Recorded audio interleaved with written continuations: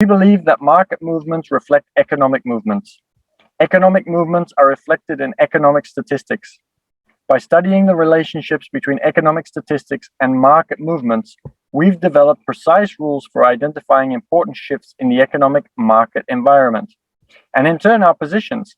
In other words, rather than forecasting changes in the economic environment and shifting positions in anticipation of them, we pick up these changes as they're occurring and move our money around to keep in those markets which perform best in that environment.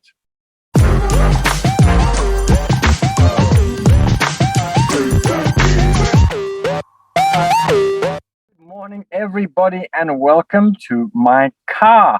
Now, last live stream, I was on the balcony of the surf club, and I was planning to do it again there, and I am running late because I had to help out a lot.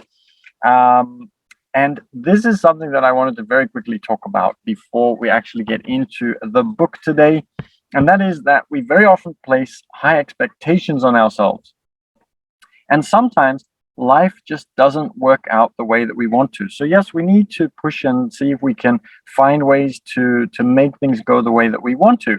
But we have to also realize that sometimes that is just not going to work.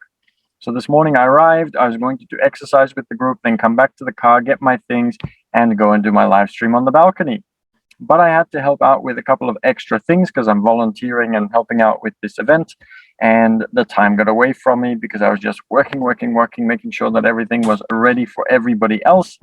And I had no idea what the time was. I was just getting my tasks done. So sometimes life just doesn't go the way that we plan to. So I thought I will do a bigger from the balcony and I can just do it that way. And then I realized my book, Ray Dalio Principles, is actually in the car still. So I knew that I wasn't going to be able to do that. So I decided to go back to the car and I wrote to the person that usually watches on a Zoom, and I decided to just do another one at a little bit later. And here we are, and there's a success principle that says that if you are, well, I suppose, if you're a little bit like bamboo and you can bend in the wind, then you are going to be able to be successful because you won't break. If you are really, really rigid and you do not move when the wind blows, you will snap and break. So the same applies to personal development and to ourselves. We have to be flexible sometimes, and yes, we might put some people off, but there is going to be a reason why we put people off anyhow. And they might have a reason, and it's completely fine. And there are other people who are okay with what you do. And hopefully most people understand that things are going to happen. So that's something I wanted to quickly share with you to start off with. And it is warm because I've been working all morning, and because it is hot, and because I'm in the sun in the car. Okay, so I'm surprised that we are, oh, yep, here we are. Okay, we'll keep reading and we'll see how we go. There's not a lot of space, so I might have to hold the book up here and then I can read it like this. Okay, let's get into a little bit more of the reading. And yes, I hope you enjoyed the little lesson and a little anecdote from my morning this morning. And then tomorrow we'll do what we can to make sure that we're back to 8. And the other thing that is also very, very important, obviously, is that you want to be able to free your time and automate and systemize as much as possible in your life so that when things do happen unexpectedly, that you have a way around them and you have a solution to those. Oh, wow. And I see that QSXHMP is here again, even though I'm not here at the usual time. So great to see you. Really appreciate that. And thank you for the little Cupid's arrow. I love those. They are so cute. Okay, here we go. So let's continue reading. These decision-making systems were much better than the forecasting systems I'd been using before, mostly because they incorporated our outgoing reactions to developments, allowing us to deal with a wider range of possibilities. They could also include timing rules. In a January 1987 piece called Making Money versus Making Forecasts, I explained that Truth be known, forecasts aren't worth very much, and most people who make them don't make much money in the markets. This is because nothing is certain, and when one overlays the probabilities of all the various things that affect the future in order to make a forecast, one gets a wide array of possibilities with varying probabilities, not one highly probable outcome. We believe that market movements reflect economic movements. Economic movements are reflected in economic statistics.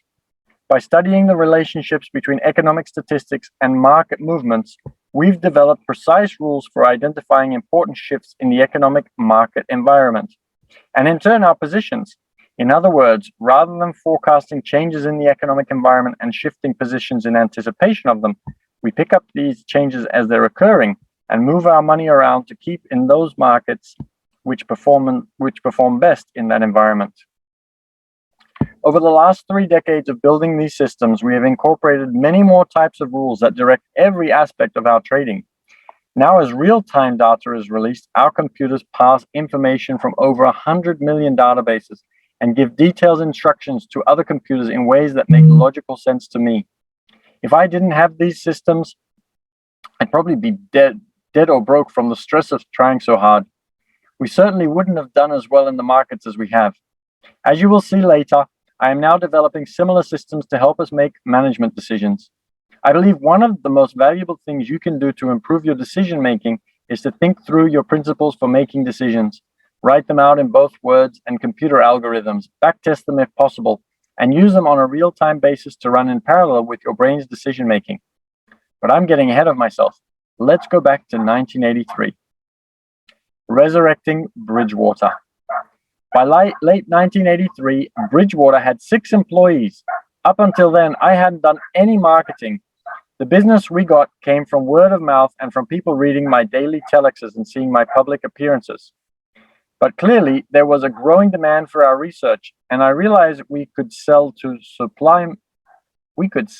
supplement our consulting and trading income. So I hired a 7th employee, a former door-to-door Bible salesman named Rob Fried. And we hit the road, lugging around a projector and a huge stack of slides, hawking a $3,000 per month research package with my daily telexes, weekly conference calls, bi-weekly and quarterly research reports, and quarterly meetings. Over the next year, Rob brought in a number of institutions and institutional investment managers, including General Electric, Keystone Custodian Funds, the World Bank, Brandywine, Loomis Sailors, Provident Capital Management, the Singer Company, Lowe's Corporation, GTE Corporation, and Wellington Management. At that point, our business consisted of 3 main areas: consulting for fees, managing companies' risks for incentive fees, and selling the research packages. We worked with all sorts of corporate, financial, and government institutions that had market exposures: banks, diversified, international business, commodities, producers, food producers, public utilities, and more. For example, we would build a plan to help a multinational company deal with the currency exposure it faced from operating in different countries. So what's interesting up until this point about what we've read so far is that he is looking to rebuild Bridgewater, which is obviously very important. We've spoken about this because I think this is the second time he speaks about the resurrection of Bridgewater. And he's actually starting to hire some staff again. So he's actually resurrecting the company, which is really good. And he also talks about how he was able to improve on what his offering was. Now, also very smart, he has taken the time to actually find somebody who is extremely good at selling Bibles door to door, in order to be able to get people on board quickly, to get the first sales across, in order to then achieve the success that he wants by being able to show people that he's actually gotten results for clients. So this is very, very important and really good. So if you are into business, this is a very valuable lesson. So find how you can make your first sales very quickly. It is extremely important that you get into it, you find your product, and you start getting it out there, and then you get feedback to make sure that it is actually good, and trusting yourself. So this product is $3,000. This is 1983. That's a lot of money. Now, obviously, if somebody has plenty of money to invest and they can make a much larger return than 3,000, then of course they're going to be happy to pay the 3,000.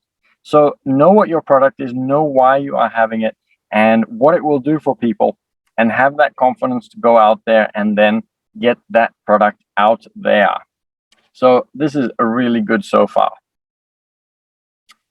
My approach was to immerse myself in a business until I got to a point where I felt that the strategies I was handing off were the ones I would use were I running the company myself.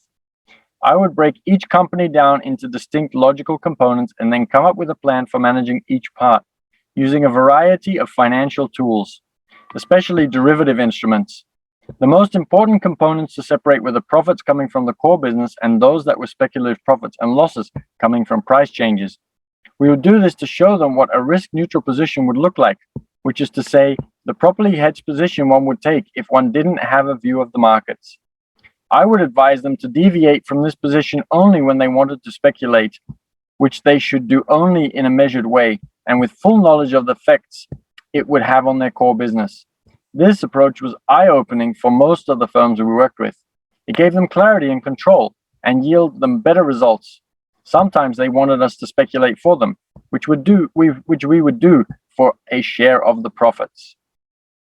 Okay, so once again, we are talking about what Bridgewater specializes in, which is helping companies, especially, that have products that they make that deal with, or services that they offer, that deal with certain commodities. So let's say an airline has to buy fuel, and a hog farm has to buy grain and different other things to feed the pigs.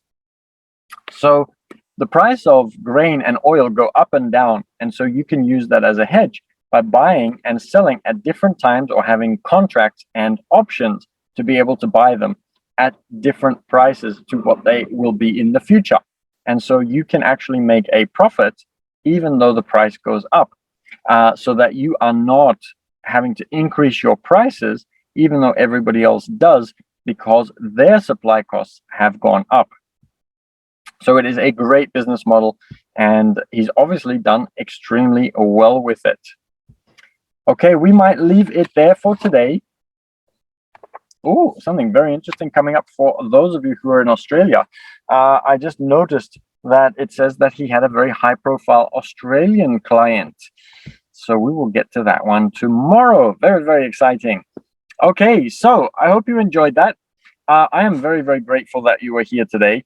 My apologies if the YouTube recording shakes a little bit. The computer is stuck between my steering wheel and my stomach, and as I am breathing and reading, it is causing the computer to move a little bit. So please bear with me with that one. Next week, or tomorrow, I should be back on the balcony, which will be good. And then next week, we'll be back to normal from home. And everything will be set up just the way I like it, and it will be very easy. But sometimes, as I said at the very beginning, things don't go the way we plan them to, and then we just need to improvise, and we need to find a way to continue on. The show goes on. Okay, so I really appreciate you being here. If you are enjoying this and you missed the beginning of this book, you can watch the replays. We record all of these. They are up on YouTube. You can find us at the Passive Cashflow Club. Would love to see you there. We've also recorded, and my VA, my virtual assistant, is working on the answers to your questions that you sent me. So keep them coming. Keep sending questions about finance and investing and all of those different things, wealth creation, to my Instagram. I'll give you the address of that in just a second. So make sure when you're on YouTube and you are watching the replay, make sure you also hit subscribe, because that will then allow you to get notifications when we send a new video, and we upload that, and it will have the answer to a viewer question, which is really, really exciting. And you never know, one of those questions might be relevant for you and help you with one of your challenges.